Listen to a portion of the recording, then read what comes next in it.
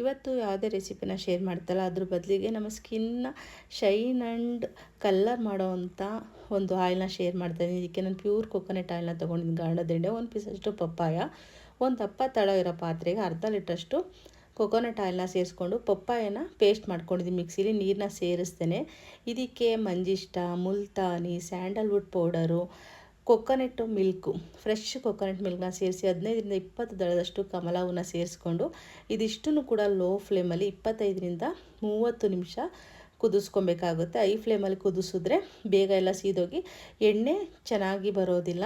ಇದನ್ನು ಲೋ ಫ್ಲೇಮಲ್ಲಿ ಈ ರೀತಿ ಕುದಿಸಿದಾಗ ನೊರೆ ಬರುತ್ತೆ. ಅದಾದಮೇಲೆ ಬಬಲ್ ಸ್ಟಾರ್ಟ್ ಆಗುತ್ತೆ. ಫುಲ್ಲು ಕಂಪ್ಲೀಟ್ ಬಬಲ್ಸ್ ಎಲ್ಲ ಹೋಗೋರು ಕೂಡ ಈ ರೀತಿ ಮಿಕ್ಸ್ ಮಾಡ್ಕೊತ ಒಂದು 25ರಿಂದ 30 ನಿಮಿಷ ಎಣ್ಣೆನ ಲೋ ಫ್ಲೇಮಲ್ಲೇ ಕುದಿಸ್ಕೋಬೇಕಾಗುತ್ತೆ. ನಾವು ಇದಿಷ್ಟು ಬಳಸಿರೋದು ಕೂಡ ನಮ್ಮ ಸ್ಕಿನ್ನಿಗೆ ರಿಂಕಲ್ಸು, ಪಿಂಪಲ್ಸು, ಪಿಗ್ಮೆಂಟೇಷನ್ ಇರ್ಬೋದು, ಇದನ್ನು ಕಾಲಕ್ರಮೇಣ ಕಡಿಮೆ ಮಾಡ್ತಾ ಬರುತ್ತೆ. ಒಂದು 15 ದಿನದಲ್ಲೇ ಒಂದು ಒಳ್ಳೆ ರಿಸಲ್ಟ್ನ ಕೊಡುತ್ತೆ ಆಯಿಲ್ ಅಂತ ಹೇಳ್ಬೋದು.